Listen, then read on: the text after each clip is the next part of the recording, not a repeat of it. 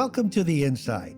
As Hollywood prepares for what could be the biggest holiday movie season in years, forecasters are already beginning to analyze what movies will be in the hunt for Academy Awards next spring. They include Steven Spielberg's new autobiographical movie, The Fabelmans. Also generating buzz are Black Panther Wakanda Forever, a new thriller starring Cate Blanchett entitled Tar, and the Hollywood period piece Babylon from director Damien Chazelle. I am Jim Chabin in Los Angeles, and with me is Wim Byens. He serves as CEO of Cineonic, and he joins us live from Brussels, Belgium, where it's evening. Good evening, Wim. Hey, good morning, Jim. Good to hear you. Wim, I saw some statistics this week about the overall health of the movie business, and it said that we're probably going to finish the year maybe down 30% from the pre-pandemic levels. Yeah. But what was interesting is they compared it to the airline industry and the hotel industry. They are absolutely all three as industries pegging very closely together, so that roughly the airlines and the hotel industry are about 70% of their pre-COVID peak levels. So it feels as if we're a part of a bigger economy that is trying to rebound. What do you make of that? No, you're right. I think we had last week, we had Show East in Miami, right? And it came up also there that we typically like to compare to 2019, but maybe we need to stop comparing with 19 and just start growing from where we are. To your point, I think that the 70% seems to be right. And it feels we all would want to be back on 19, but 19 were record levels, right? And then looking at the other industries, which also had, you could say, a near-death experience, it just takes a while. So I think that the 70%, even though a year ago we probably would say we're expecting more, I think that that's not a bad mark to be at. More important is that we keep on growing. We need to grow year on year. I think that has to be the model we need to get into. And I think that the outlook for next year, I'm more keen on that is growth versus that it's 70% or whatever this year, right? Well, we wanted to take this week and really drill down a little bit into the business of the movie industry, and we couldn't have a better guest. No, you're right, Jim. Our guest today is Tim Richards, who serves as CEO of Vue International Cinemas. Since its founding in 1999, Vue has grown to operate more than 2,000 screens in more than 9 countries, this including Europe and UK. The company features premium luxury seating and cutting-edge sound and projection. In 2021, Tim was named as chairman of the British Film Institute and also serves as a director of the UK Cinema Association. He joins us from London. Welcome, Tim Richards. Thank you. Pleasure to be here. Tim, thank you very much for making the time in your busy schedule. Let me start first of all here. So how do you feel about the cinema business looking into 2022 and going into the fourth quarter? What are the customers telling you? Well, I think, what we've seen in the last 12 months, really in the post-pandemic era, is 2 of the 4 biggest movies in UK history have been released during that period. But it's a full range of films. It's everything from Spider-Man to Bond, which led to the biggest month of October in last year in history, to the absolutely phenomenal Top Gun, which we all know is kind of just past 1.5 billion. So our audiences are there, absolutely, are desperate to come out, probably more so than they ever have been. But we're also seeing small films like Belfast, the highest grossing black and white film in history. And you can imagine the Hollywood pitch on that one when it was looking at with kind of a black and white autobiographical film about the Troubles in Ireland. Right. But an extraordinary film, as we know, but I think right now we have all the evidence that we need that our customers want to come out and see a movie. What we're going through right now is we have a lack of supply, and that's the biggest issue right now. And I think what we're seeing is a production lag from the pandemic lockdown period, and there's so much content right now that needs to be actually shot that we're seeing bottlenecks, we're seeing skill shortages, particularly in the special effects area, and that's just creating a supply issue. And I think I'm very bullish on the business generally, but I think we're going to have a pretty bumpy road for the next 6 to 12 months until we get back into a more normalized trading pattern. I think what I hear you saying is, Tim, and we touched it before, is the fact of, we're trading on 30% for the year expectations, is that the lack of content is very much driving that, rather than the lack of people want to come to the theaters. Is that fair to say? Yeah, I mean, absolutely. I mean, it's not a coincidence that, I mean, ComScore reported that we're 36.5% fewer films released this year than 2019, and box office is down 30%. I mean, it's a pretty clear correlation there, but I think that is going to change, and we've got some incredible movies coming up, and we've seen overperformance in some movies, and I mean, Avatar is the one that everyone's waiting for, but we've got Black Panther, which looks like it's going to be incredible, and that'll really warm the audiences up to the extent they need a warming up for Avatar. You talk about the supply chain, and it's interesting that we as an industry can also talk about a supply chain issue. You have a role. You're chair of the BFI, British Film Institute. You have a really unique sense of the industry as a whole.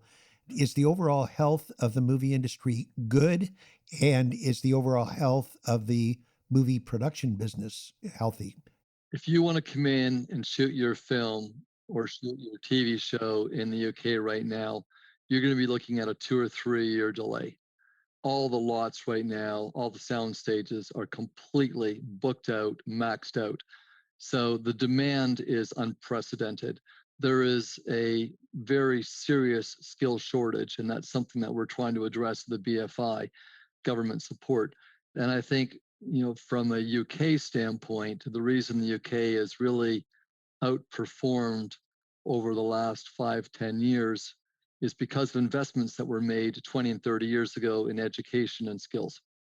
And I look at what's been done here through the industry and with government, and a lot of it with BFI support and backing. It's approaching skills in a much broader sense. It's not just going in to be a writer or a director. It is a set design, it's carpenters, it's hairdressers, it's makeup artists, and it's really, it's the whole broad range that all needs to come together to create a film. And I think it's going into communities and telling communities that there's this really amazing business that actually is accessible, and not only is it accessible, but we are desperate for skilled labor. And so, but the training is real. I mean, there's a real shortage right now. Right. And the overall picture, what I think I'm hearing from you is we are in a very robust industry that has a very, very bright future out on the horizon. And right now, considering the potential headwinds of an economy that is doubtful, it's reassuring to hear that the part of the world economy we're in seems to have a very bright future.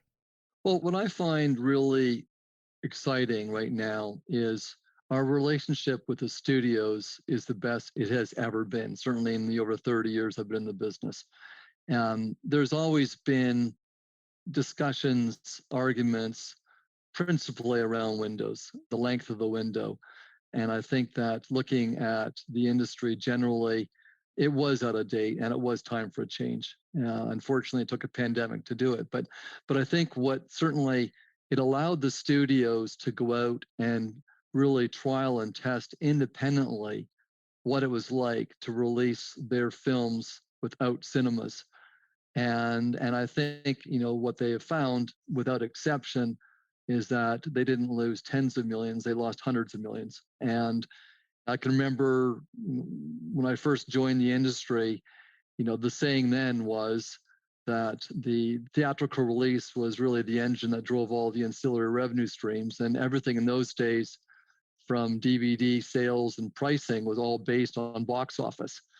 And I don't think that's changed. And the importance of a theatrical release has not changed. And I think the studios now have all embraced that. We've got a window, a theatrical release window that we're happy with, the studios are happy with, and it works for our customers as well. And our relationship with the studios now is about getting their movies out and promoting them and marketing them to our customers so they come out. So, Tim, tell us a little bit about your customer today. What do they want to see when they come back to the cinema? And do you feel that the habits have been changed over the last couple of years? No, I don't think habits have changed at all. And I think, we have seen, those of us who have been through and been in the business for a while and been through ups and downs. I mean, I was my first year in the business was in 1990 when when we had a massive big recession. And then we had the dot-com crash, we had the financial crisis in 2007, 2008, and then this now. And I think what all of that proved is what's been proven for the last 100 years, that we as an industry have been really counter-cyclical to economic downturns. Whether this one's different, it's hard to tell. It doesn't feel different, but if you look at what's happened historically, our competition is other forms of out-of-home entertainment. Our competition is not Netflix or Amazon or Apple or anyone else. It's other forms out-of-home entertainment. And we compare very, very favorably from a pricing standpoint to any other form of out-of-home entertainment. And what's really interesting is if you look back when the first multiplex, certainly in the UK, opened up in 1985 at Milton Keynes, it was the first of its kind. No one knew how to price it. So what they did was, and I know because I know the team that were doing it, some of them are still working with me, they went into a pub, literally with a stopwatch for 2 hours and looked at how many pints of beer were being consumed. And the first ticket price, full adult ticket price in the UK in 1985 was based on 2.5 pints. Yeah. but it's an interesting example Yes. Yeah. because it's kind of that leisure time that's spent out of your home. And that's why, we've always looked at other forms of out-of-home entertainment in terms of them being competition. Are there certain things that your local management teams can do to make value a part of the offer you give to your customers? Do you ask them to try different things, or do you pretty much maintain your operations and your pricing as is? We've always prided ourselves in really being innovative and alongside of being highly analytical. And we've tried everything over the years. We've tried dining, we've tried love seats, we've tried bean bags. We've got a graveyard of things that didn't work. and and I think for us, it's about back to basics. It's about the quality of the presentation and the comfort of the seats while you're watching a film. So the change from slope floors to stadium seating was a game changer. In those days, if you had a choice as a customer, it wasn't 9 out of 10 times. If you had a choice, 10 out of 10 times, you would go to a stadium seating cinema. And I think you're seeing a little bit like that now with the recliner seats. The big issue has been pricing. And that is something that we've had a pricing department for over 10 years. It's the one area that I had thought we were leagues behind other businesses. Not a lot of imagination other than a cheap Tuesday and a premium weekend.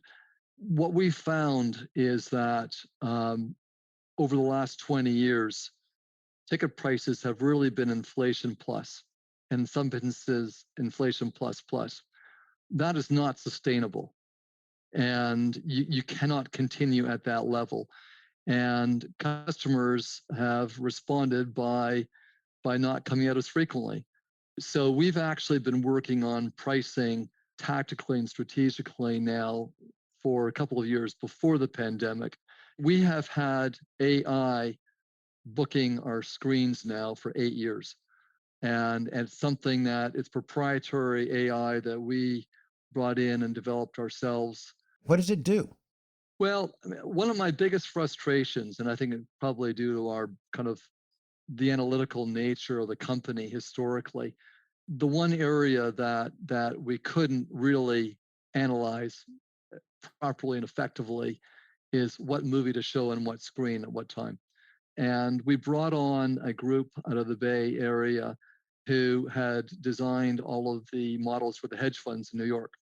We started out with 6 cinemas, which were indicative of kind of the circuit, north, south, east, west, urban and rural. And then around the 25th or 30th model, we started to feel like we were really onto something really interesting. And around model 30, 35, we rolled it out across the whole circuit. But the AI, it's an incredible tool. It's a predictive tool, and it tells us what content should be shown on what screen, at what time, and at what cinema. There's not a one size fits all. It's different in every single cinema across the country. And now as we roll it out right across Europe too. So as a consequence, we play 50% more movies than our major competitors, factually. And that's because AI does that. AI determines that we've got a small Asian audience in Inverness and we'll bring them an Asian film. And that's based on AI. We have an incredible, and this is not just Vue, as an industry, we have an incredible amount of information, highly, highly detailed information. It's what you do with it that's important. But it took us 2 years to develop. Our insider today is Vue CEO Tim Richards. We'll be right back. The Insiders is proudly presented by Cineonic. Cineonic's future-ready enhanced services and technology solutions provide compelling cinema experiences, peace of mind, and financial flexibility. Today, with more than 95,000 projectors installed globally, cinemas around the world trust laser projection by Cineonic to power the next generation of moviegoing. Visit Cineonic.com today and discover why theaters look to Cineonic to provide the solutions of tomorrow today.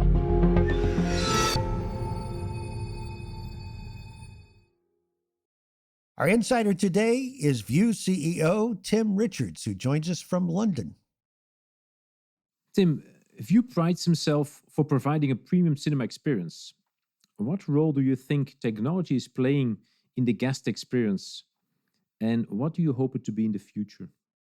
Well, I think our priority right now is in the experience itself, the viewing experience. And that's where laser projector technology with incredible sound systems and comfortable seats is going to be the future. And when you watch a presentation, when you watch a movie, and we've done this recently because we're trying to gear up for Avatar, and we want to make sure that we're throwing enough light onto the screen for 3D. And a lot of, we still have silver screens, which absorb a lot of light. And you've just got to make sure that you're throwing enough light up there to make it an exciting, vibrant experience for a customer.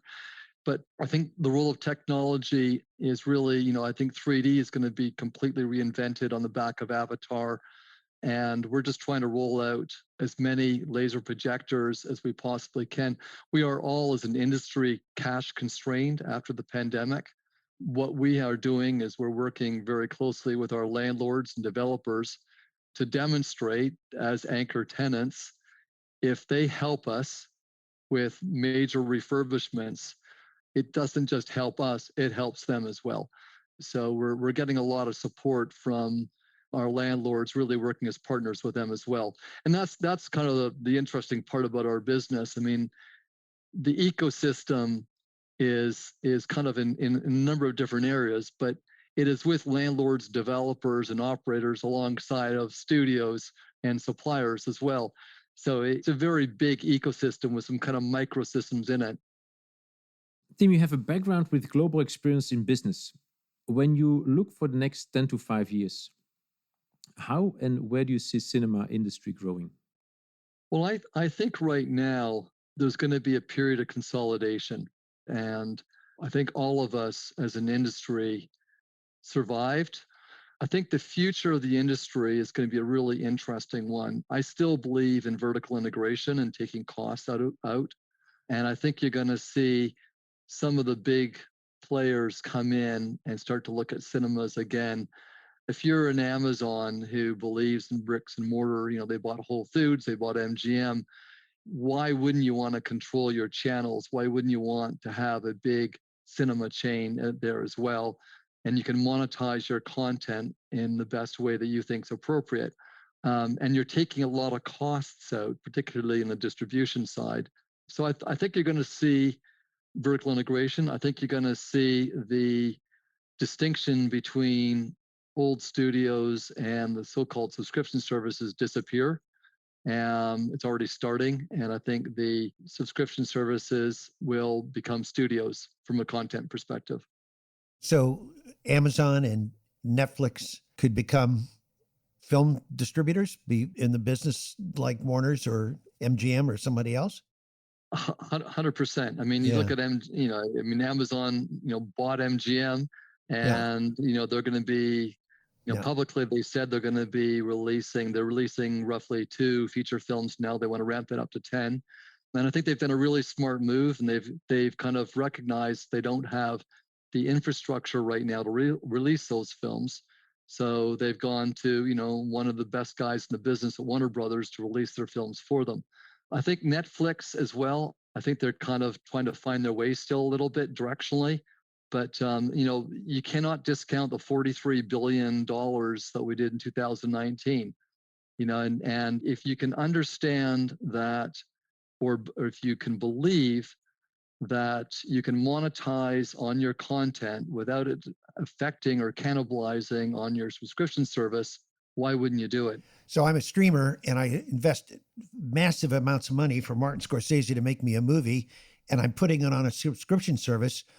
And if we've learned anything during the pandemic, you're leaving money on the table by not releasing that in theaters. It's a massive marketing benefit for you. It generates real dollars and excitement. So your point is, rather than the studios folding into streaming services, what we are going to see is the streaming services realize that the movie studio model of exhibition is a significant business opportunity that they'll move.